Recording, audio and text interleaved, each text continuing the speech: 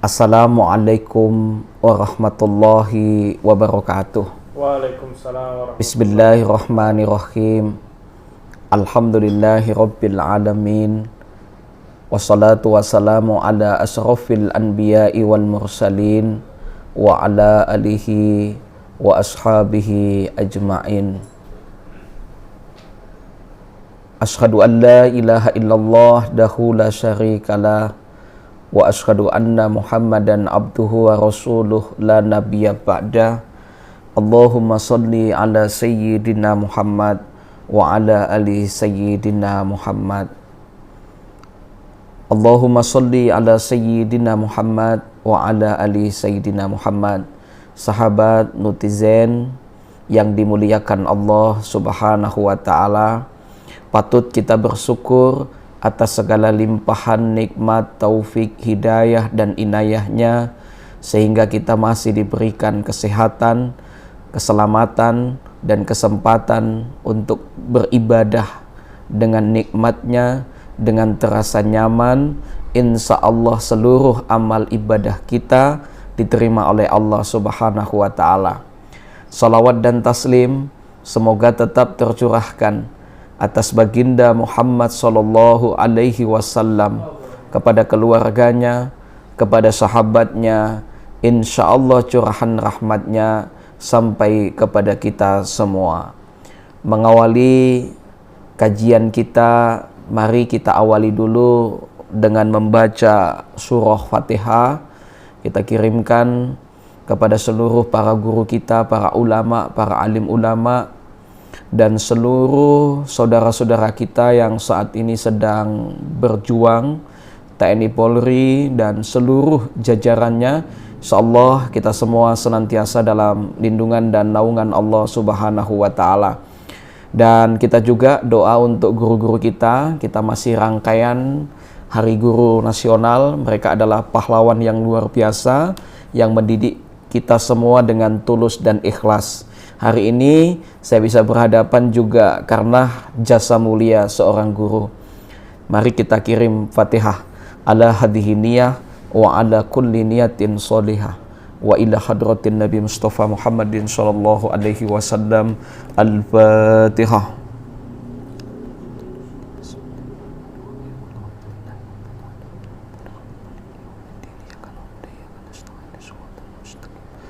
Shiratal ladzina an'amta 'alaihim ghairil maghdubi 'alaihim waladdallin. Amin.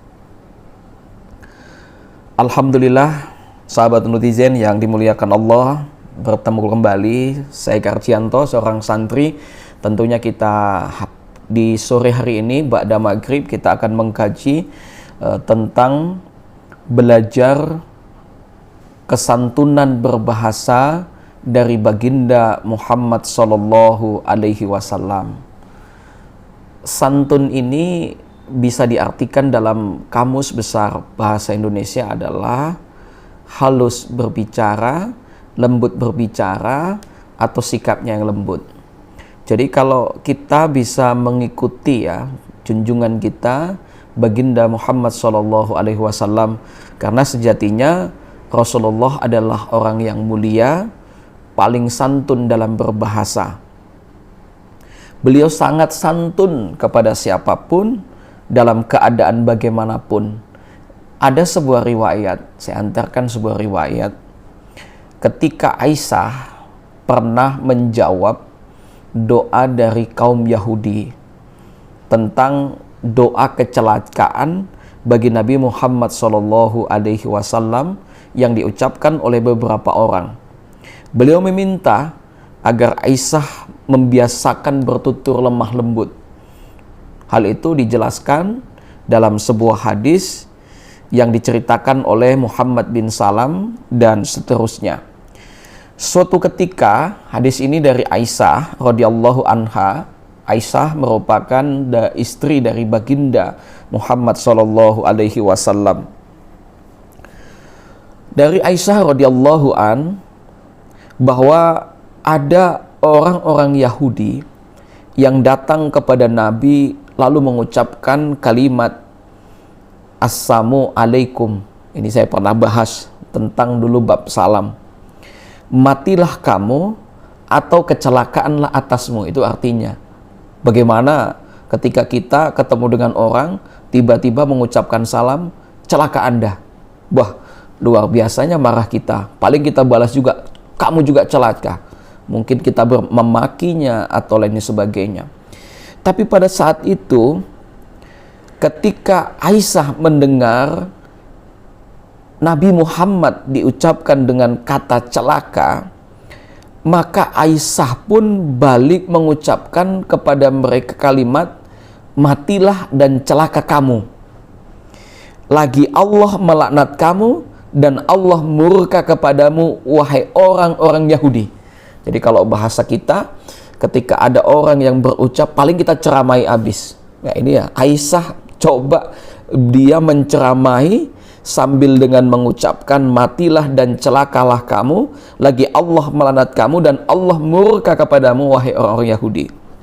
Kemudian saat itu Nabi Muhammad SAW bersabda, sabarlah Aisyah, biasakanlah lemah lembut dan tinggalkanlah kekerasan dan kekerasan. Lalu Aisyah berkata, apakah engkau tidak mendengar apa yang mereka katakan ya Rasulullah? Kemudian beliau bertanya, apakah kamu tidak mendengar apa yang aku katakan kepadamu?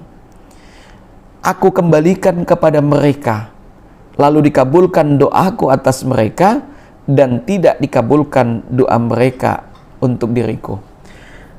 Ada yang menarik dari hadis tersebut, hadis yang saya bacakan, riwayat yang bacakan tadi, bahwa kita memperoleh pelajaran penting bahwa kepada orang yang berbuat jahat pun kita harus tetap bersikap lemah lembut. Kalaupun membalas perlakuan buruk dan ucapan buruk, tidak boleh melebihi dari apa yang kita terima. Maka dulu ada para ulama yang mengatakan kalau mereka mengucapkan assalamu alaika, kebaliknya juga assalamu alaika. Jadi alaika cukup begitu. Artinya kita tidak boleh, kalaupun kita sudah paling tidak ingin membalasnya, maka perlakuan buruk dan ucapan buruk itu tidak boleh melebihi dari apa yang kita terima. Nah, ini menarik sekali. Nah, bagaimana dalam sebuah riwayat ketika Abu Bakar Siddiq radhiyallahu an, beliau juga pernah diuji, beliau juga pernah dimaki-maki, dicaci maki, yang kemudian saat itu beliau bersabar, kemudian Nabi pada saat itu tersenyum, kemudian dihina dan dicaci lebih lagi dari cacian yang pertama. Cacian kedua ini lebih gila lagi caciannya, tapi saat itu Abu Bakar dengan sabar, beliau tidak membalas apapun. Tapi yang ketiga sudah kelewat batas cacian dan hinaan itu. Tapi pada saat itu Abu Bakar membalasnya dengan balasan yang hampir sama, lalu Nabi meninggalkannya. Ketika itu Abu Bakar tidak enak kepada Nabi. Kenapa Nabi meninggalkan tanpa pamitan? Lalu Abu Bakar pun bergegas menemui Nabi, ya Rasulullah, kenapa engkau tinggalkan saya tanpa pamitan? Tadi engkau tersenyum, lalu engkau meninggalkan saya. Lalu Rasulullah memberikan penjelasan, wahai Abu Bakar, ketika orang menghina engkau, ketika orang mencaci engkau, maka saat itu engkau sabar, maka malaikat pun mendoakanmu. Begitu yang kedua kalinya engkau sabar, malaikat pun mendoakanmu. Aku pun tersenyum kepadamu. Tapi yang ketiga, engkau balas hinaan dan cacian itu, maka aku pun meninggalkannya. Sebab di sampingmu adalah ada setan yang tadinya engkau ditemani malaikat, engkau sabar. Begitu engkau membalas cacian dan hinaan itu pun, aku pun meninggalkannya. Maka sahabat netizen yang dimuliakan Allah Subhanahu wa taala, itulah bagaimana Rasulullah Shallallahu alaihi wasallam mengajarkan kesantunan kepada kita. Jadi kesantunan Rasulullah itu juga beliau contohkan kepada pembantu rumah tangga ataupun beliau sangat santun. Ketika itu Rasulullah mengatakan, Allah, Allah, ingatlah mengenai apa yang dimiliki tangan kananmu. Berilah punggung mereka pakaian, kenyangkanlah perut mereka, dan lemah lembutkanlah ucapanmu terhadap mereka. Jadi begitu santunnya Nabi Muhammad SAW, lemah lembut, padahal saat itu watak orang Arab di zaman itu, wah itu kasar-kasar. Tapi Nabi Muhammad SAW, beliau adalah teladan kita, beliau adalah contoh kita. Beliau mencontohkan sebaliknya. Beliau tidak kasar, bahkan beliau sangat halus dengan sangat lembut kepada siapapun. Maka panduan dalam hidup kita, ketika kita tidak bisa lembut, kita ngomong kepada orang, maka kita dianjurkan untuk berdiam. Sebagaimana sabda baginda Muhammad sallallahu alaihi wasallam, "Man kana yu'minu billahi wal yaumil akhir falyaqul khairan aw liyasmut." Barang siapa yang beriman kepada Allah dan hari akhir, falyaqul khairan, berkatalah yang baik. Kalau tidak bisa, aw liyasmut, lebih baik diam. Nah, ini adalah teladan baginda Muhammad SAW. Nah, kesantunan bahasa yang diajarkan oleh Rasulullah SAW sungguh sangat sempurna keluhurannya. Kepada pembantu rumah tangga pun harus diperlakukan dengan santun. Nah, berkenaan dengan itu, maka kita sebagai umat baginda Muhammad SAW menjadikannya sebagai rujukan akhlak dalam berkomunikasi, baik ketika berkomunikasi berhadapan maupun berkomunikasi tak berhadapan. Jadi tak berhadapan banyak. Sekarang ada media sosial. Karena media sosial itu kan, tulisan kita itu kan hampir mewakili ucapan kita. Maka konten-konten yang dibuat, yang sudah diikhtiarkan, kasihlah komentar-komentar yang baik. Itu adalah bagian-bagian yang menciri khaskan ucapan dan tindakan kita. Nah, sering sekali kita jarang memberikan apresiasi kepada orang lain. Justru kita malah memberikan komentar-komentar yang tidak mendidik, komentar-komentar yang tidak baik. Dan ini tentunya kita sebagai makhluk sosial, maka berstatus sosiallah yang baik, berstatus sosiallah yang santun. Kapan kita berbicara dengan orang yang lebih tua, dan kapan juga kita berbicara dengan orang yang lebih muda.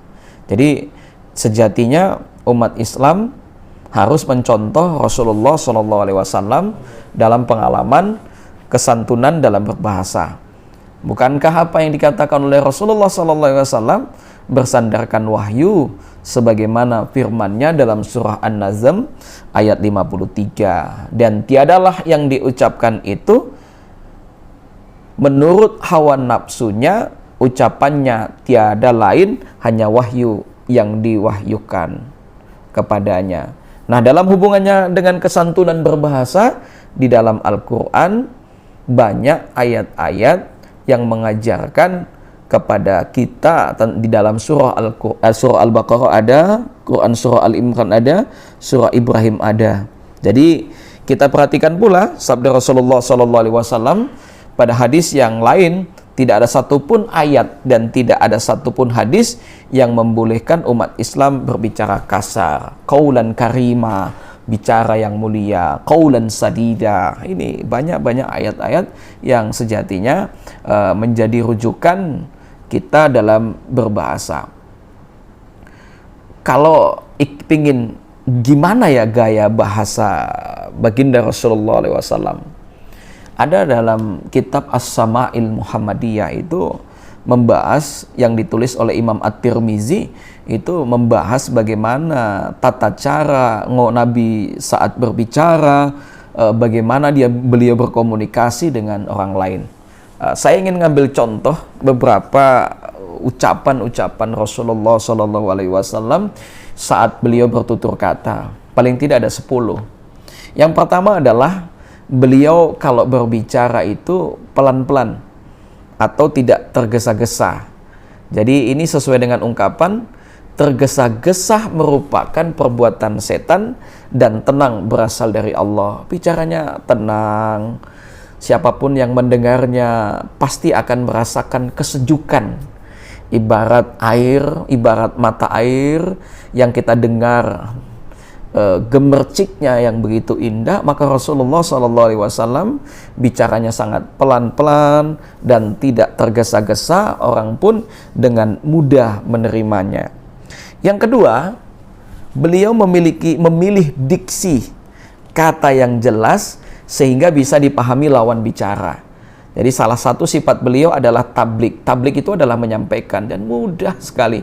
Maka orang dengan ucapan nabi yang lembut, yang halus, yang santun, maka banyak berbondong-bondong mereka tertarik dengan santunan Nabi, maka mereka ikut bersama-sama dengan baginda Rasulullah SAW. Jadi tablik itu yaitu mempunyai kemampuan untuk membicarakan sesuatu dengan jelas dan mengena hati pembicara, pendengarnya itu mengena.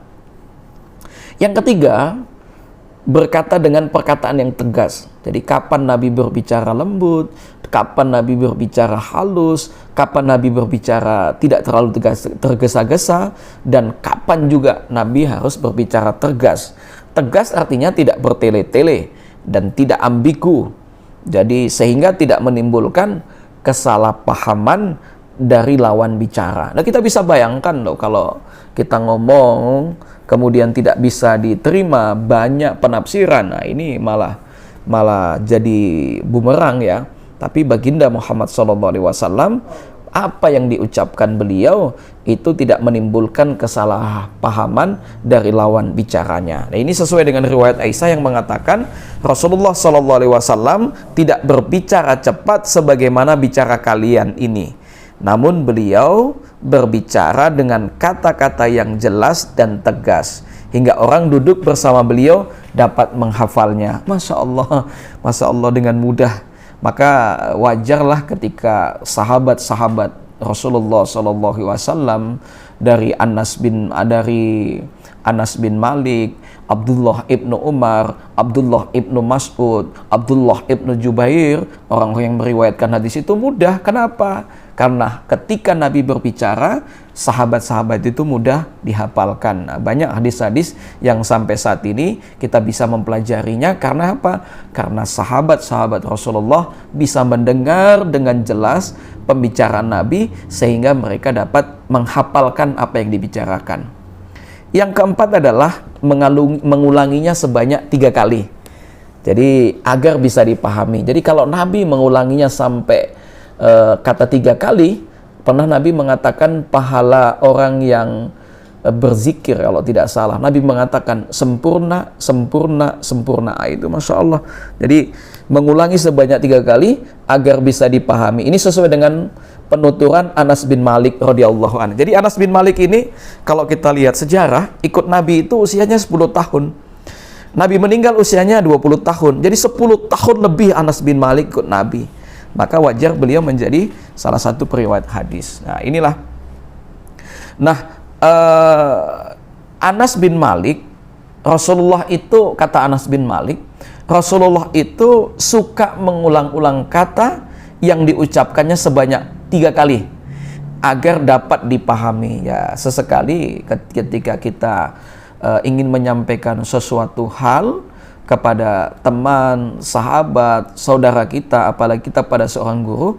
Jadi kalau ada sesuatu yang penting dan sesuatu bermanfaat, nah, bolehlah kita ulangi sampai 3 kali agar anak-anak kita bisa paham. Orang yang kita ajak bicara itu lebih paham dan lebih mengerti lagi. Jadi kalau diperhatikan dalam banyak hadis, nah, beliau memang sering mengulang-ulang perkataan agar mudah dipahami. Meski begitu, tidak dalam semua pembicaraan itu semua kembali kepada kondisi lawan bicaranya. Kapan Nabi harus berbicara kepada siapa ketika beliau memberikan semacam nasihat-nasihatnya. Yang kelima, beliau membuka dan menutup perkataannya dengan bismillah. Jadi dengan bismillah, pembicaraan yang pada asalnya hanya bernilai dunia lebih bermakna dan bernilai akhirat. Masya Allah. Jadi kita mengawali semua aktivitas, mengawali semua kegiatan, diawali dengan mengucapkan bismillah. Yang tadinya kegiatan-kegiatan kita bernilai dunia, akhirnya ada juga nilai akhiratnya. Kenapa? Diawali dengan bismillahirrahmanirrahim. Jadi dengan bismillah, pembicaraan yang pada asalnya hanya bernilai dunia lebih bermakna dan bernilai akhirat. Yang keenam, berbicara dengan kalimat yang singkat, yang padat maknanya. Jadi dalam istilah hadis disebut dengan jawami'ul kalim. Jadi kata singkat tapi padat makna. Yang ketujuh, pembicaraan beliau rinci dan pas, yang tidak lebih dan kurang sesuai dengan keperluan. Bahasa kita mungkin tidak lebay. Jadi kalau saya kadang-kadang saya ini terlalu lebay juga kalau bicara, kalau ngobrol. Jadi kalau Rasulullah SAW, beliau itu rinci dan pas, tidak lebih kurang sesuai dengan keperluan. Jadi kalau bahasa kita mungkin lebay. Ya mudah-mudahan kelebayan saya sedikit-sedikit ini mau hilang. Jadi karena ingin retorika sih. Jadi ya kita insya Allah bisa mencontoh baginda Muhammad SAW. Jadi itu beliau tidak lebay. Kalau saya ini lebay. Jadi kita belajar sama baginda Muhammad SAW dalam bicara, dalam bertindak, dalam bersikap, dalam mengambil sebuah keputusan. Jadi ini sesuai dengan hadis beliau, di antara kebaikan Islam seseorang adalah ketika meninggalkan apa yang tidak bermanfaat baginya, termasuk dalam berbicara. Pada riwayat ini dijelaskan beliau lebih banyak berpikir dan irit bicara kalau tidak perlu. Jadi beliau berbicara kapan dan waktu, dan beliau berbicara itu ketika sesuatu itu penting, sesuatu tidak perlu. Kalau tidak perlu, beliau tidak bicara. Jadi beliau berbicara itu sesuai dengan kapasitas beliau, sesuai dengan kepentingan beliau. Jadi beliau lebih banyak berpikir dan irit bicara. Kedelapan, tidak kasar, lemah lembut. Jadi padahal dulu saya sudah sampaikan tadi, orang Arab pada saat itu terbiasa berbicara kasar. Jadi kalau kita di lingkungan kita, di masyarakat kita, dan kita harus berbicara, ketemu dengan siapapun ya berbicara halus, berbicara lembut, berbicara santun, berbicara yang tentunya penuh makna. Gitu. Yang kesembilan, tidak keluar kata celaan pada kalimatnya. Bahasa kita tidak bamaki lah.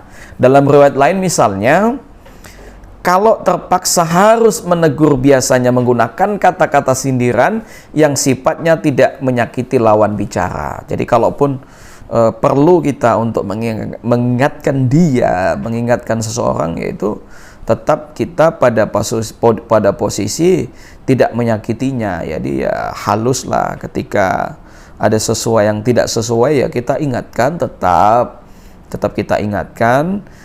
Kalaupun dengan kata-kata sindiran, sifatnya adalah untuk menegur, untuk mengingatkan. Jadi kita ini adalah manusia, banyak salah, banyak hilaf. Ketika diingatkan sama siapapun, termasuk kepada anak-anak muda, ya kita, kalau itu memang itu bagus mengingatkan kepada kita, ya jangan dibantah. Ya kita harus ya dengar juga kadang-kadang.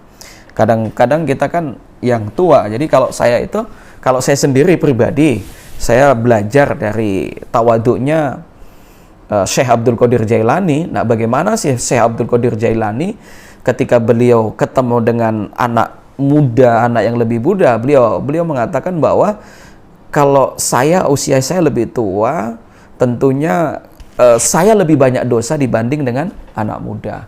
Ketika ketemu kita dengan orang yang lebih tua, tentunya beliau mengatakan bahwa ibadahnya orang yang lebih tua itu lebih banyak dibandingkan dengan kita. Jadi begitu.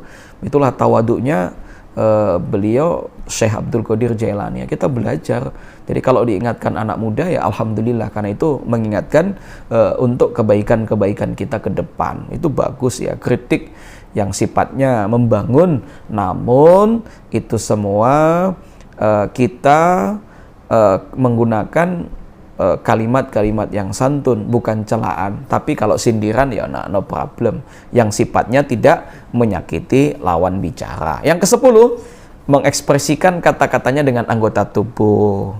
Misalnya Nabi senyum, ya, misalnya kedua tangannya dengan telunjuknya beliau mengatakan. Ini menunjukkan ketika berbicara beliau lakukan dengan ekspresi yang bisa memantik simpati lawan bicara. Bahasa kita public speaking, public speaker. Jadi orang kadang-kadang membutuhkan bahasa tubuh. Ketika kita mendengar atau melihat langsung orang berbicara, kadang kita menundukkan kepala kita sebagai bentuk adalah dukungan. Nah, gaya bicara Nabi inilah bisa dipraktikkan oleh muslim, bahkan siapapun bisa mempraktikkan. Dalam kehidupan sehari-hari akan terjalin komunikasi yang hangat dengan syarat akan keakraban dan simpati. Ya, semoga kita bisa meneladani baginda Muhammad sallallahu alaihi wasallam, sallallahu ala Muhammad sallallahu alaihi wasallam. Baik sahabat netizen yang dimuliakan Allah, rasanya sudah banyak menit, banyak waktu. Ada pertanyaan mungkin dari sahabat netizen? Ada Ustaz, dari Ahmad. Kajian Ustaz sangat ada yang di hati karena menceritakan kesantunan Nabi dengan siapapun. Yang akan saya tanyakan adalah bagaimana orang yang mengatasnamakan Islam tapi berperilaku keras dan kasar karena berdalil membela agama. Iya. Iya, sering kita dengar atas nama agama. Ini sering membawa atas nama agama. Coba kembalilah kepada baginda Muhammad sallallahu alaihi wasallam. Rasulullah dihina, dicaci, dilempari di Taif, tapi beliau tidak pernah membalas. Lalu kita pakai alasan mengatasnamakan agama, maka kembalilah kepada baginda Muhammad sallallahu alaihi wasallam. Beliau tegas-tegas, kapan tegas, kapan santun, tapi berhadapan dengan siapapun, beliau tetap santun dan menjadi teladan kita. Nah, kalaulah saat itu Rasulullah kasar, Rasulullah saat itu langsung membalasnya dan lain sebagainya, mungkin tidak ada yang ikut Rasulullah. Karena keteladanan beliau, kesantunan beliau, budi pekerti beliau, inilah yang sejatinya orang berbondong-bondong ikut ajaran agama beliau, termasuk kita semua. Dan kita merasakan bagaimana sejuknya, bagaimana nyamannya baginda Muhammad SAW. Saya tidak bisa membayangkan ya bagaimana ketika kelak mudah-mudahan kita semua bisa berjumpa dengan Rasulullah SAW. Rasanya bagaimana, magnetnya bagaimana. Kita sekarang sudah berabad-abad jauh dari Nabi, tapi ajaran Nabi itu masih melekat kepada kita. Dan saya sampaikan kepada sahabat, saudara-saudara sekalian, penanya pertanyaan bagus banget. Jadi jangan ikuti orang-orang yang mengatasnamakan agama, atas membela agama, apalagi melakukan kekerasan. Nabi sangat melarang. Istri Nabi saja sudah saya sampaikan di awal, ketika ada yang mendoakan kepada Nabi doa jelek, istrinya sangat marah, tapi Rasulullah katakan, sabarlah wahai Aisyah, lemah lembutlah kepada mereka. Itu ajaran baginda Muhammad SAW. Terkadang kita bisa memposisikan kapan kita harus bersabar dan tabah. Ketika orang itu menyakiti kita, maka maafkanlah. Jadi Rasulullah SAW ini adalah seorang pemaaf. Siapapun yang menyakitinya, yang melempar batunya kepala Nabi sampai bocor, Nabi dilempari dengan kotoran, tapi Nabi langsung memaafkannya. Tanpa mereka harus minta maaf, Nabi sudah memaafkannya. Maka sahabat netizen, mari kita jadikan teladan baginda Muhammad SAW dalam bersikap, dalam bertindak, dalam kehidupan sehari-hari. Ada lagi? Ada yang terakhir Ustaz, dari Liana, mahasiswa Gorontalo. Ustaz, bagaimana sikap kita saat ada orang dengan halus bertutur, tapi pesan dan maknanya menyayat di hati? Contoh, secara halus menyindir orang dengan membahas aibnya, tapi secara halus kan. Jadi walaupun halus, tapi kalau sudah menyindir aib, Nah ini, jadi kalau orang yang membuka aib orang lain, membicarakan orang lain itu sama persis kita memakan bangkai. Jadi memakan bangkai. Kalau memakan bangkai itu kan tidak enak.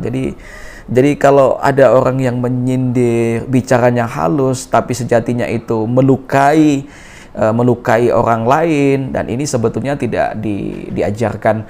Maka kalau kita tidak bisa bicara yang halus, kita tidak bisa bicara yang santun, maka ingat pesan Nabi, man kana yu'minu billahi wal yaumil akhir falyaqul khairan aw liyasmut. Maka berbicaralah yang baik, kalau tidak bisa ya diam. Maka sindiran-sindiran yang didengar halus, didengar lembut, tapi itu menyakitkan, dan apalagi membicarakan aib orang lain, sejatinya itu tidak dibenarkan dalam Islam dan tidak dibenarkan oleh baginda Muhammad sallallahu alaihi wasallam. Kalaupun ingin memberikan masukan, memberikan kritikan, maka kritiklah dengan halus dan lembut tanpa melukai orang lain. Karena lisan ini bahaya. Lisan ini para ulama sering menyebutnya lebih tajam daripada pedang.